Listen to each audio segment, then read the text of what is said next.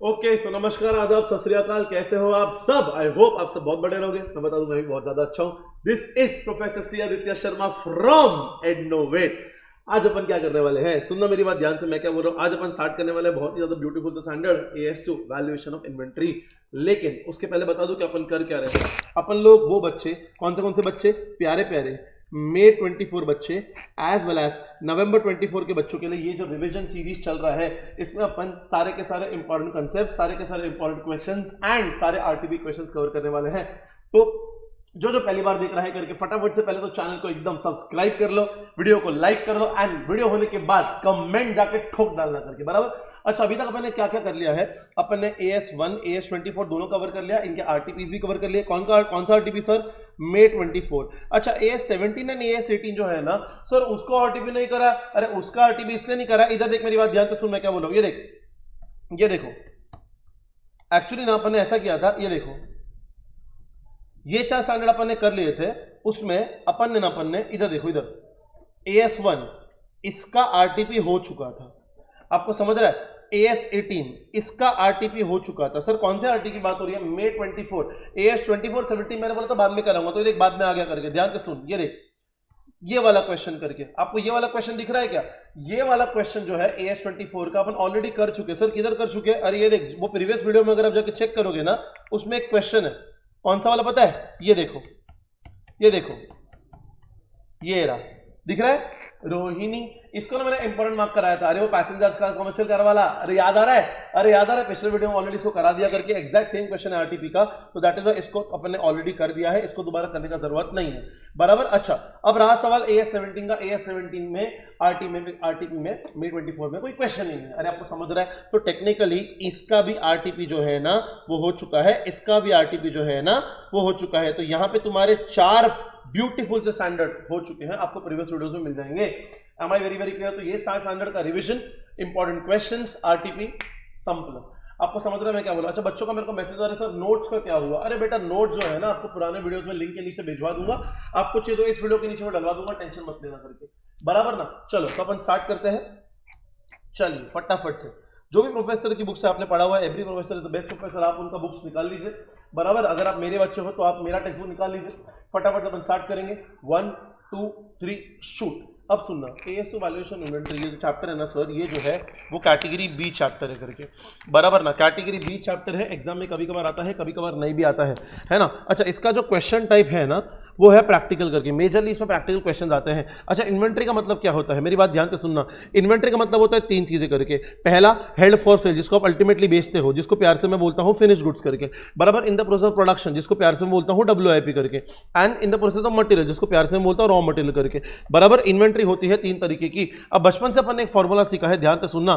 Formula ये है कि inventories are valued at cost NRV whichever is lower। अरे याद है क्या आपको? Inventories are valued at cost NRV whichever is lower। अब सवाल आता है ये अरे किया है कि नहीं अपन ने, बराबर ना। इन्वेंट्रीज, अरे वो फाउंडेशन में सीखो ना, inventories are valued at cost NRV whichever is lower। अरे हाँ है ना। अब सवाल आता है विच टाइप ऑफ इन्वेंट्री। तो लॉ बहुत सिंपल है, ये जो फॉर्मूला है this is applicable only for WIP and finish goods. आपको समझ रहा है क्या मैं क्या बोल रहा हूं? ध्यान से सुनना मेरी बात, ध्यान से मैं क्या बोल रहा हूं, एकदम ध्यान से सुनना। मतलब इधर देख, अगर आपको अपना फिनिश गुड्स वैल्यू कर रहे हैं तो फॉर्मूला लगाने का cost NRV whichever is lower। अगर आपको WIP वैल्यू करना है तो फॉर्मूला लगाने का cost NRV whichever is lower। लेकिन अगर आपको रॉ मटेरियल वैल्यू करना है तो ये वाला फॉर्मूला मत लगाना, उसके लिए अलग थियरी है, बराबर। अब सुनना मेरी बात ध्यान से मैं क्या बोल रहा हूं, ये हो गया, यस वेरी इंपॉर्टेंट। अब सुनना, अगला आ रहा है करके कॉस्ट। अब सुन, इतना बड़ा तो थियरी दिया हुआ है ना करके, इसको मैं शॉर्ट में समझा देता, आपका काम बन जाएगा, बराबर ना। ध्यान से सुनना मैं क्या बोल रहा हूं, ये देखो।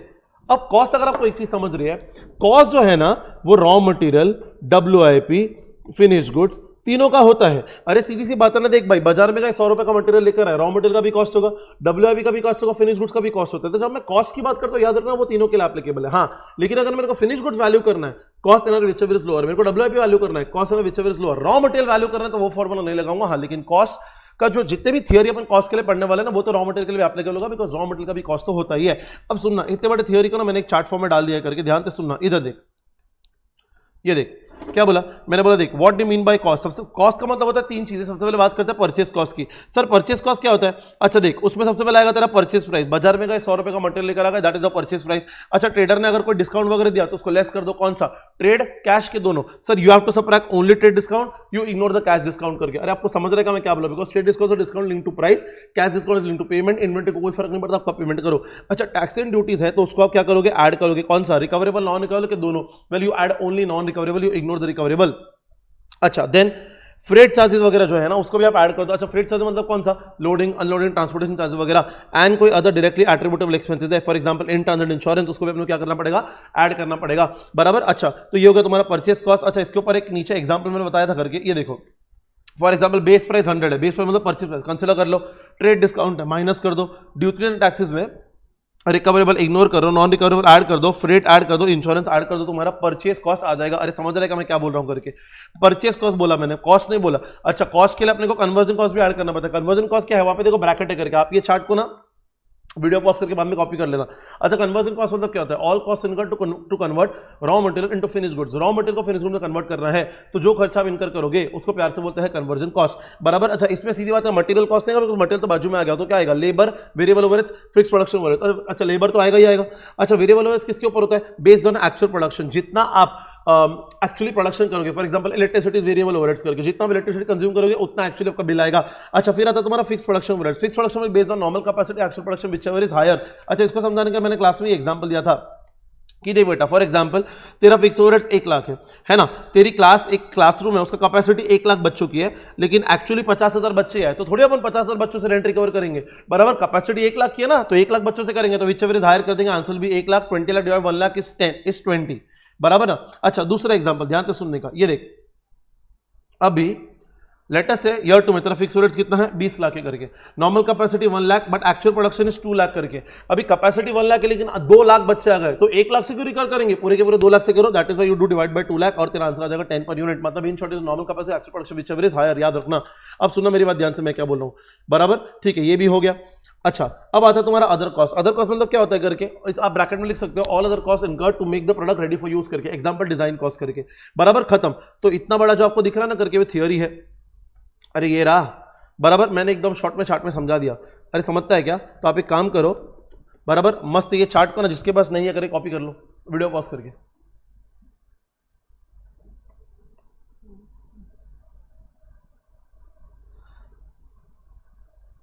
डन। अच्छा अब सुनना मेरी बात ध्यान से, मैं क्या बोल रहा हूं, इधर देख, इधर और 2-3 पॉइंट इंपॉर्टेंट है, ध्यान से सुनना। ये देख तो तुम्हारे ना ये 3 पॉइंट कवर हो गए, बराबर। ये दोनों पॉइंट जो है करके this is based on joint product by product, इस चैप्टर में कोई काम का नहीं है, ये वाला ध्यान से सुनना। अच्छा इन्वेंट्री कॉस्ट में क्या कहते हैं, ये इंपॉर्टेंट है और एक ये इंपॉर्टेंट है, बाकी सब कुछ कवर हो गया करके, बराबर।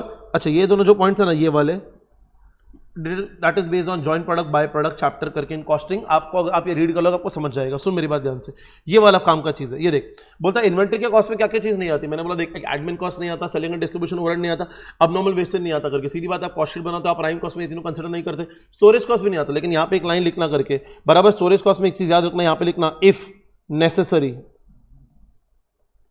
पार्ट ऑफ प्रोडक्शन देन आएगा। फॉर एग्जांपल अभी क्या होता है, अब देख स्टोरेज कॉस्ट लेटेस्ट में प्रोडक्शन करके रख दिया करके, अभी कोई खरीद नहीं रहा तो आपने वेयर हाउस लिया स्टोर करने के लिए, तो वेयर हाउस रेंट ऐड मत करो बिकॉज आपका प्रोडक्ट नहीं बिक रहा, इसमें आपकी गलती है, बराबर। कस्टमर से वसूल नहीं कर सकते, लेकिन लेकिन लेकिन प्रोडक्ट बनाने के लिए अगर स्टोरेज कॉस्ट मैंडेटरी था, फॉर एग्जाम्पल एक प्यारा सा प्रोडक्ट होता है, अरे खंबा, बराबर। अभी वाइन बनाने के लिए ना अपने को स्टोरेज कॉस्ट इनकम करना पड़ता है करके, बिकॉज उसको स्टोर करना पड़ता है करके 2 साल 3 साल 5 साल, बिकॉज वाइन जितनी पुरानी आहा लजीजदार, बराबर। तो सुनो मेरे ध्यान से, मैं क्या बोलूं, अगर ऐसा है कि storage cost necessary part of production then include करना पड़ेगा, खत्म। उसके बाद क्या बोला मैंने, बोला देख इंटरेस्ट कॉस्ट है ना, इंटरेस्ट कॉस्ट करके इंक्लूड करने का, इफ AS16 से AS16 बोलता है इंक्लूड करने का, if the asset is a qualifying asset, खत्म। ये नेक्स्ट पॉइंट है करके इंटरेस्ट के ऊपर करके, डन। अब सुनना मेरी बात ध्यान से, मैं क्या बोल रहा हूं, इधर देखो इधर देखो इधर देखो, ये वाला नहीं, ये वाला फालतू पॉइंट है, ठीक है।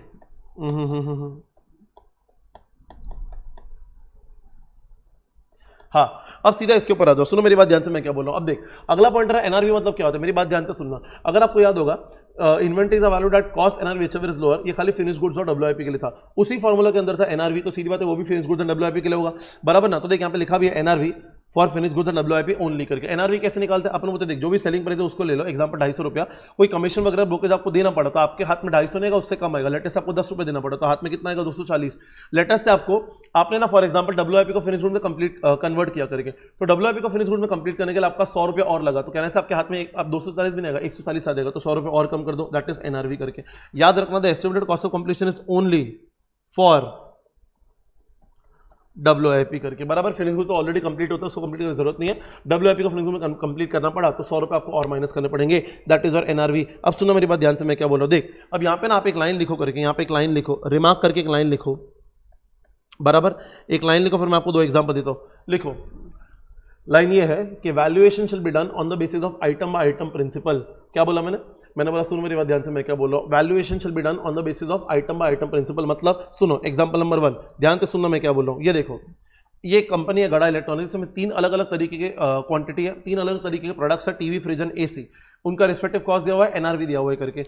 ये वाला जो वैल्यू वाला पार्ट है उसको एक बार भूल जाओ करके। तो अपन ने क्या बोला, inventory the value that cost and whichever is lower करके। तो कॉस्ट कितना 45, NRV कितना 52, व्हिचएवर इज लोअर कितना 45। हाँ ये गलत आंसर है, ऐसे नहीं करना है, बराबर ना। अपने को ना इंडिविजुअल बेसिस पे करना पड़ेगा, आइटम बाय आइटम बेसिस पे करके, बराबर। दैट इज अपन क्या करेंगे, अब ये वैल्यू वाले पार्ट को देखो, इंडिविजुअली चेक करेंगे। 10,000, 25,000, व्हिचएवर इज लोअर कितना 10,000, इन दोनों में 15,000, इन दोनों में 10,000। अब इनका टोटल करो, 35,000 इज द करेक्ट आंसर। आपको समझ रहा है? Well this is your example number 1। फटाक से वीडियो कॉपी करो, फटाक से वीडियो कैसे कॉपी करोगे, वीडियो पॉज करो, कॉपी करो,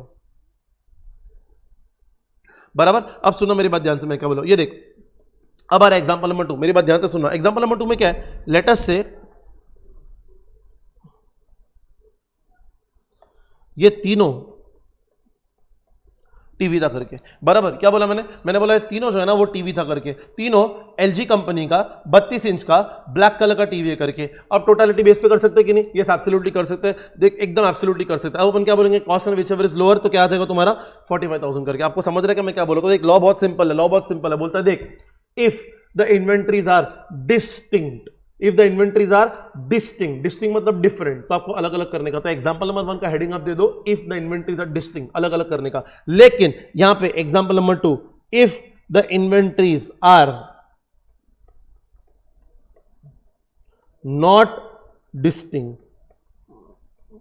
इन्वेंट्रीज नॉट डिस्टिंक्ट मतलब they are not different, not different मतलब दे आर सेम, तो टोटलिटी बेस पे कर लेने का, खत्म। आपको समझ रहा है मैं क्या बोल रहा हूं? डन, ये भी हो गया। अब सुनो मेरी बात ध्यान से, मैं क्या बोल रहा हूं, फटाक से एकदम फटाक से। ये देख, ये NRV हो गया, ये पढ़ने की जरूरत नहीं, अपन ऑलरेडी कर लिया करके, बराबर। अब सुनना मेरी बात, सीधा समझ में आऊंगा।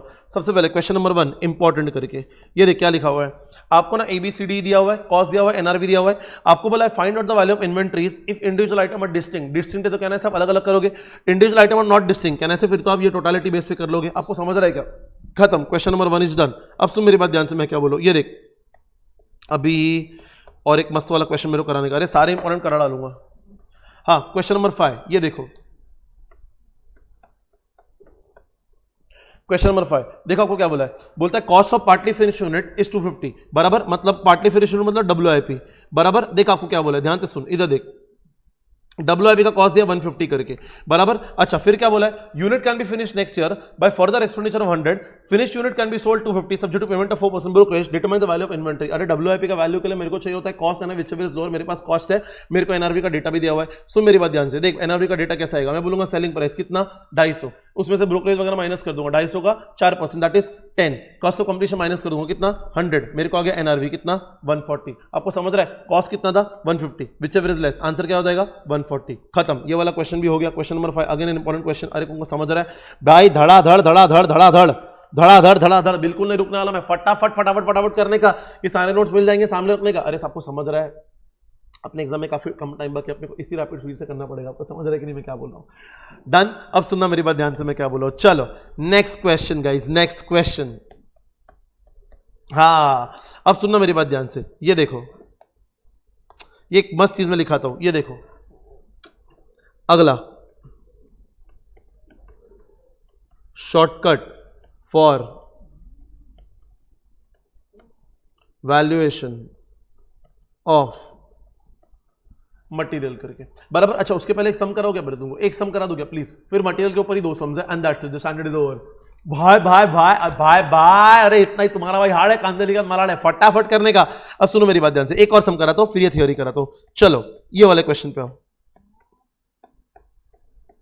ये वाला question number 2, an important question.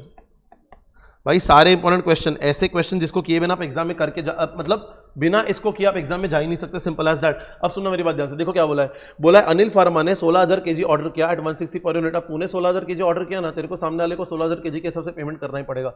The purchase price include excise duty 10 पर केजी। अच्छा तेरे को 160 के हिसाब से पेमेंट करना पड़ेगा, लेकिन तू 160 बुक नहीं कर सकता, because 10 rupees is excise duty, जिसके अगेंस्ट तेरे को सनराइज क्रेडिट मिलने वाला है, तो तू बुक 150 पे करेगा। फ्रेट दिया हुआ है वो बुक करेंगे। नॉर्मल लॉस 2% दिया हुआ है।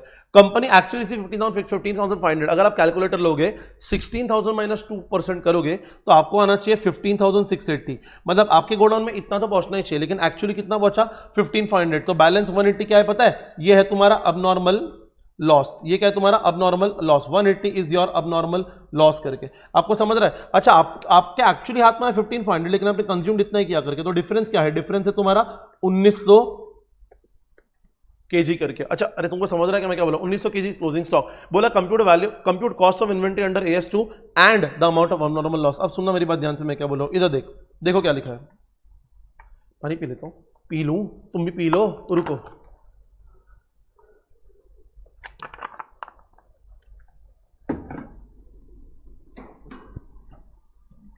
हाँ अब सुनो मेरी बात ध्यान। सबसे पहले क्या निकालोगे, अपन बोलेंगे देख भाई बात सुन ध्यान से, मैं क्या बोल रहा हूँ बोल।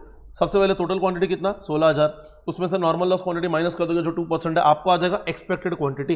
एक्सपेक्टेड क्वांटिटी को आप इंपॉर्टेंट मार्क कर दो बराबर। अच्छा इसमें से एक्चुअल कितना अपन रिसीव किया 15,500 करके, तो एबनॉर्मल लॉस कितना आ जाएगा, it has to be 180 KG, the balancing figure. अच्छा 15,500 में से अपन ने कंज्यूम कितना किया 13,600, तो आपको आ गया क्लोजिंग स्टॉक कितना 1900 केजी। आपको समझ रहा है। फिर उसने क्या बोला था, उसने बोला था भैया टोटल परचेस कॉस्ट निकाल और अमाउंट ऑफ नॉर्मल लॉस निकाल। तो सुन मेरी बात ध्यान से, सबसे पहले परचेस प्राइस याद रखना, सामने वाले को तेरे को 16,000 केजी के लिए पे करना पड़ेगा, बिकॉज उतना तूने ऑर्डर किया है, लेकिन तू बुक 160 के हिसाब से नहीं कर सकता, बिकॉज उसमें 10 रुपए एक्साइज ड्यूटी भी है, तो कितना आ जाएगा 150 करके बराबर। अच्छा इसमें क्या कर दो, फ्रेट ऐड कर दो, आ गया टोटल कॉस्ट। अगर अपने को कॉस्ट पर केजी चाहिए ना, याद रखना डिवाइड बाय टोटल क्वांटिटी कभी मत करना। बच्चे लोग सबसे ज्यादा मिस्टेक करते हैं, याद रखना आपको डिवाइड करना पड़ेगा बाय एक्सपेक्टेड क्वांटिटी। क्यों सर, देख भाई आप ना अपने कस्टमर से नॉर्मल लॉस चार्ज कर सकते हो, आप अपने कस्टमर से अबनॉर्मल लॉस चार्ज नहीं कर सकते।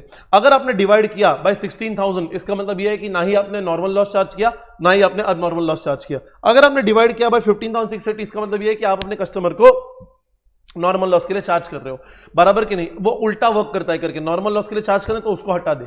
आपको समझ रहा है, तो नॉर्मल लॉस के लिए चार्ज करें तो उसको मैंने हटा दिया। अच्छा गलती से भी 15,500 से डिवाइड मत करना। अगर 15,500 किया ना, इसका मतलब क्या, आप अपने कस्टमर को अबनॉर्मल लॉस के लिए भी चार्ज कर रहे हो करके, बराबर कि नहीं। लेकिन अबनॉर्मल लॉस के लिए आप अपने कस्टमर को चार्ज नहीं कर सकते, नॉर्मल लॉस के लिए कर सकते हो। तो टोटल में से ना हमेशा नॉर्मल लॉस जो माइनस कर देना, उसका मतलब ये होगा कि तूने तेरे कस्टमर को नॉर्मल लॉस के लिए चार्ज कर दिया। हमेशा डिवाइड करोगे 15,680, एबनॉर्मल लॉस के लिए चार्ज नहीं कर सकते, उसको मत हटा देना, खत्म। तो डिवाइड किससे होगा 15,680 आ जाएगा कॉस्ट पर केजी।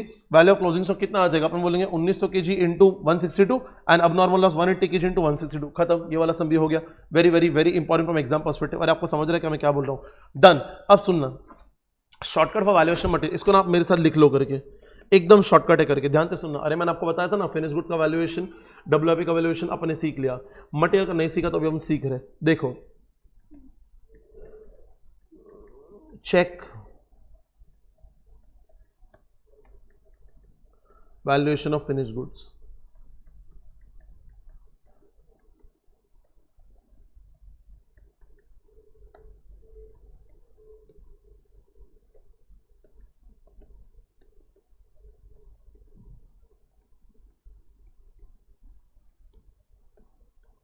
ये देखो, ये देखो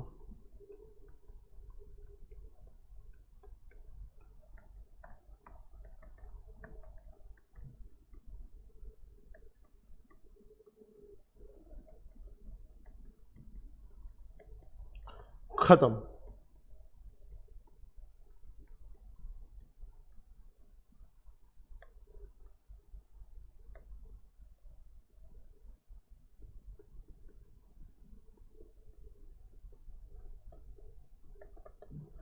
खत्म। आपको समझा कि मैंने क्या बोला। अब इसको ना कहीं लिख लो करके, बराबर। इसको ना आप ऐसा वीडियो पॉज करके लिख लो पहले करके।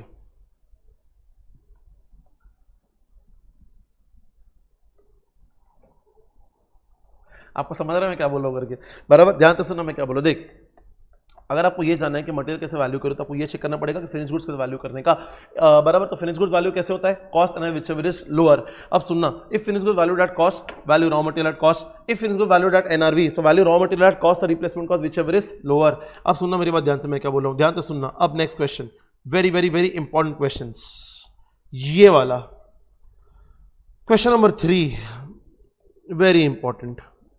भाई लोग दो ही क्वेश्चन है, भाई लोग दो ही क्वेश्चन है, भाई लोग बाय बाय।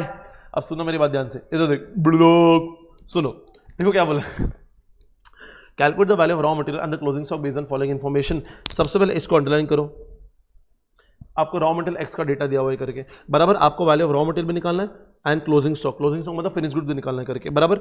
इधर एक लाइन मस्ट ड्रॉ कर दो, इसके ऊपर का डेटा जो है वो रॉ मटेरियल के लिए दिया हुआ है, इसके नीचे का डेटा दिया है फिनिश गुड्स के लिए दिया हुआ है, बराबर। Closing balance 500 unit, cost price including excise duty 200 दिया हुआ है, एक्साइज ड्यूटी 10 दिया हुआ है, सीधी बात है अपन कितना बुक करेंगे 190 करके। फ्रेट इनवर्ड 10 दिया हुआ है, ले लो। अनलोडिंग चार्जेस 10 दिया हुआ है, ले लो। तीनों का टोटल करोगे कितना आ रहा है 220 आ रहा है। अच्छा नहीं भी करते तो फर्क नहीं पड़ता, अगर आप इधर देख लोगे तो मटेरियल कंज्यूम कितना दिया हुआ है 220 पर पार्ट। अरे तुमको समझ रहा है क्या बोल रहा हूँ, तो अभी नॉनसेंस चेक करने का हमेशा, कभी कभार मैच नहीं होता। सर मैच नहीं होगा तो क्या करोगे, जो इंस्टीट्यूट ने आपको नीचे दिया हो वो कंसिडर करना, बराबर। एक क्वेश्चन ऐसा था नवंबर 22 में जिसमें मैच नहीं हुआ था, अपने इंस्टीट्यूट वाला कंसिडर किया है, बराबर। लेकिन हर बार ऐसा नहीं करेंगे, इट विल मैच। अब सुनना मेरी बात ध्यान से, मैं क्या बोल रहा हूँ, ये देख रिप्लेसमेंट कॉस्ट दिया 150 करके, मैं तो बोलता हूँ सीधा 220 150 व्हिचएवर इज लोअर कर देते, कर सकते क्या, नहीं कर सकते। अब सुन, ये डेटा दिया हुआ है आपको फिनिश गुड्स वाई का, बराबर। क्लोजिंग बैलेंस दिया हुआ है, मटेरियल कंज्यूम दिया हुआ है, डायरेक्ट लेबर दिया हुआ है, डायरेक्ट ओवरहेड। अब ये जो फिनिश गुड्स का डेटा दिया हुआ है तो अपने को फिनिश गुड का कॉस्ट निकालना पड़ेगा, तो 220 प्लस 60 प्लस 40 कितना हो गया, अपन बोलेंगे 320, बराबर। अच्छा, total fix overhead for the year was 2 lakh और नॉर्मल कैपेसिटी 20,000 यूनिट्स, तो अपन क्या बोलेंगे, देख भाई fix overhead is based on normal capacity actual production whichever is higher, तो एक्चुअल प्रोडक्शन है ही नहीं, तो खाली इतना ही लोगे, कितना आ रहा है 10, तो इधर 10 जोड़ दो, तो टोटल कॉस्ट कितना है 330। अरे आपको समझ रहा है क्या मैं क्या बोल रहा हूं। अब सुनना मेरी बात ध्यान से, मैं क्या बोल रहा हूं, ये देख ये 220 जो है ना, ये कॉस्ट ऑफ रॉ मटेरियल है, ये 330 जो है ना वो कॉस्ट ऑफ फिनिश गुड्स है करके। तेरे को समझ रहा है क्या मैं क्या बोल रहा हूं। अब देख मजा आएगा, ध्यान से सुनना मैं क्या बोल रहा हूं। देख भाई क्या बोला है, calculate the value of closing stock, ध्यान से सुनना, 2 मिनट के अंदर सम खत्म हो जाएगा, ध्यान से सुनना। ये देखो प्यास लग रही है यार, रुको ना यार 1 मिनट। देखा मैंने देखा है एक सपना, अरे गाना क्या गा रहे हो, पढ़ाई करो चुपचाप। सुनो मेरी बात ध्यान से, मैं क्या बोलूं, ये देखो calculate the value of closing stock when NRV of finish goods is 400 करके। देख भाई एनआरवी 400 है, याद रखना फिनिश, सबसे पहले रॉ मटेरियल का वैल्यू करना है, उसके लिए पहले फिनिश गुड्स को वैल्यू करना पड़ेगा, तो पहले फिनिश गुड्स पे चलते हैं।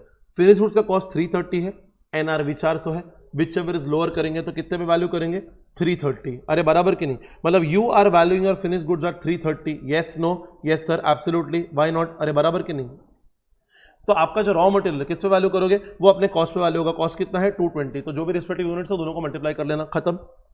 Now case number 2, NRV of finish goods Y is 300। अब मेरी बात ध्यान से सुनना, ये देख फिनिश गुड्स का कॉस्ट कितना है 330, एनआरवी कितना है 300, व्हिचएवर इज लोअर कितना आएगा 300, मतलब you are valuing finished goods at 300, that is NRV, तो you have to value raw material at cost और replacement cost whichever is lower। cost तो 220 है, replacement cost कितना है 150 है, तो whichever is lower क्या है 150, तो अपन 150 पे वैल्यू कर लेंगे। आपको समझ रहा है, तो जो भी रिस्पेक्टिव यूनिट्स है उनको इनके साथ मल्टीप्लाई कर लेना, खत्म, आंसर आ गया। अरे तुमको समझ रहा है क्या, खलास। सर सोल्यूशन किधर दिया हुआ है, इधर इधर इधर, ये देख किधर गया, अरे दिख रहा है क्या मैं क्या बोल रहा हूँ, ये देख ये देख ये देख ये देख। सबसे पहले बात करते हैं केस ए की, बराबर। केस ए में अगर आपको समझ रहा है करके देख भाई, फिनिश गुड किस पे आया 330, मटेरियल किस पे आया 220, और केस बी में फिनिश गुड्स किस पे आया 300, मटेरियल किस पे आया 150, खत्म, रिस्पेक्टिव यूनिट्स में मल्टीप्लाई कर लेना, खत्म। And let us go to the last question, खलास, खत्म। ये वाला क्वेश्चन, लास्ट क्वेश्चन, इंपॉर्टेंट, बराबर। सो मेरी बात ध्यान से, मैं क्या बोलूं। अब ये क्वेश्चन को ना गलती से भी 1 2 3 मत करना, ये क्वेश्चन को आपको करना है 3 then 1 then 2 करके। देख क्या बोला है, लास्ट लाइन पढ़ते करके, determine how each item of inventory will be valued as on 31/19, calculate the value of total inventory. बहुत सिंपल है, सबसे पहले ये करते हैं 1500 unit of finish product X total cost incurred is 320 करके, फिनिश प्रोडक्ट की बात करें, फिनिश प्रोडक्ट कॉस्ट कितना है 320, बोलता है सेलिंग प्राइस इज 300, अरे अपने को सेलिंग प्राइस है, अपने को एनआरवी चाहिए करके, तो एनआरवी निकाल लेंगे, अपन बोलेंगे सेलिंग प्राइस 300 है, कोई कमीशन वगैरह दिया है क्या, नहीं, कमीशन इलेपॉ, नो कमीशन, बराबर। अच्छा, उसका मैंने बोला कोई फर्दर कॉस्ट वगैरह दिया है क्या, फर्दर कॉस्ट दिया होता तो भी नहीं लेता, because further cost is only for WIP, बराबर। तो 300 क्या है तुम्हारा एनआरवी करके, कॉस्ट कितना है 320, एनआरवी कितना है 300, विच एवर इज लोअर, किस पे आएगा 300, मतलब you are valuing your finish goods at NRV. अब चलो ऊपर, पॉइंट नंबर 1 किसके ऊपर है, रॉ मटेरियल के ऊपर है। If you value finish goods at NRV, you have to value raw material at cost और replacement cost whichever is lower, cost कितना है 120, रिप्लेसमेंट कॉस्ट कितना है 90, विच एवर इज लोअर क्या आ जाएगा 90, खत्म। अरे आपको समझ रहा है क्या मैं क्या बोल रहा हूँ। अब तीसरा वाला 500 units of partly finished goods in the process of producing product X and cost incurred till date is 260, partly finish good मतलब होता है WIP, बराबर। मेरी बात ध्यान से सुनना। अच्छा, WIP का कॉस्ट कितना दिया हुआ है, WIP का कॉस्ट दिया हुआ है मेरे को इट इज 260 करके, these units can be finished next year by incurring additional cost. अब ये देखो WIP का आपको फर्दर कॉस्ट दिया हुआ है। अच्छा, WIP के फर्दर कॉस्ट से अपने को मतलब तो है, लेकिन सामने एनआरवी चाहिए कंपैरिजन पर्पस के लिए, तो एनआरवी में बोलूंगा सेलिंग प्राइस कितना, अरे सेलिंग प्राइस पॉइंट नंबर 3 से लेंगे कितना 300 करके, अरे बराबर ना कि नहीं।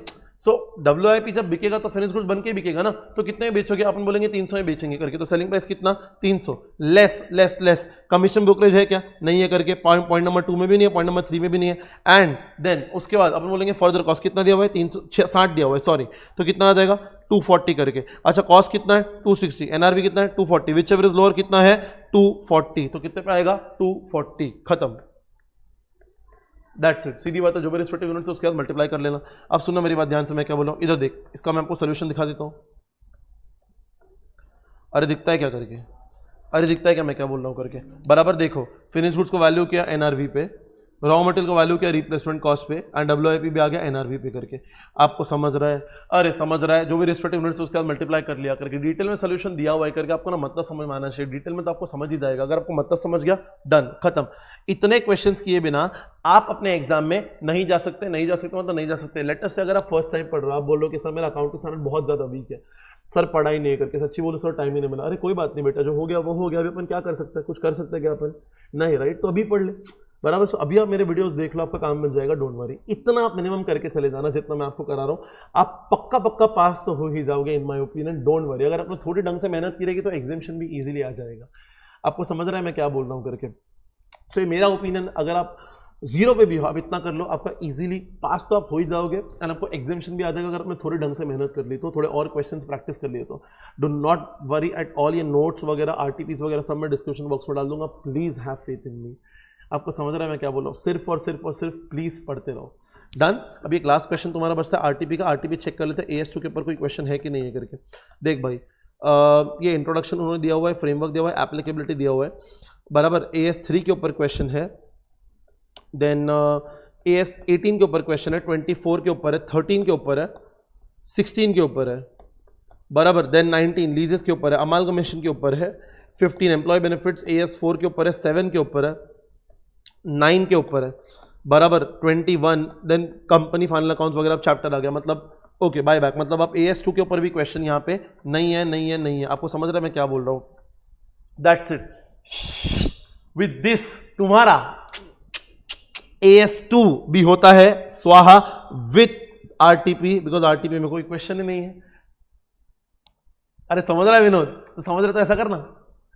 अरे तुमको समझ रहा है क्या मैं क्या बोल रहा हूं, डन। तो इस चैप्टर में अपन ने पूरा का पूरा AS2 कवर कर लिया इन मैक्सिमम मात्र 28 मिनट करके। आपको समझ रहा है क्या मैं क्या बोल रहा हूं, डन। तो मैं बस आपको बोल रहा हूं, अगर आप 0 पे हो नो प्रॉब्लम, इतना कर आपका काम बन जाएगा। अगर आपको इस वीडियो से ना वैल्यू एडिशन जरा भी मिलता है ना, तो सबसे पहले एडनोवेट के चैनल को जाकर सब्सक्राइब करेगा। ये आपके लिए फ्री है, लेकिन इनकी काफी हेल्प हो जाती है। उसका बहुत सिंपल रीजन है कि ये ना और बच्चों तक पहुंचेगा, ठीक है। आप लाइक करोगे, सब्सक्राइब करते हो ना, तो एल्गोरिथम ऐसा वर्क करता है कि और बच्चों तक पहुंचता है करके, तो उनके लिए इतना तो बनता है यार, बिकॉज उनके थ्रू अपन इतने बच्चों से कनेक्ट कर पाते हैं, बराबर ना। अच्छा, कमेंट डाउन जरूर करके जाना। अच्छा, तुमको जो अच्छा लगता है, तुमको अगर लगता है मैंने जरा भी 1% भी जान डाली ना, तो एक अच्छा सा कमेंट करके जाना, बिकॉज मेरे को हमेशा उसको सेव करना बहुत अच्छा लगता है, मेरे दिल के करीब होता है। मैं उसका एक स्क्रीनशॉट लेके अपनी फोन की गैलरी में उसको सेव करता हूँ।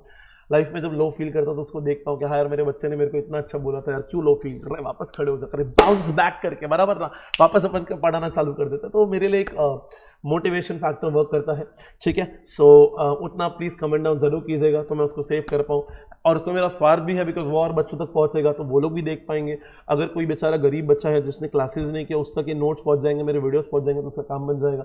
बराबर कनेक्ट वगैरह होना है तो इंस्टाग्राम पे आप कनेक्ट हो सकते हो, ca.aditya.sharma1011, उस पर आप कनेक्ट हो सकते हो, नो प्रॉब्लम। बट येस आप कमेंट वगैरह जरूर करके जाना, ठीक है। So bye bye, see you, take care and thank you so much. मिलते हैं अपन अगले वीडियो में। यस।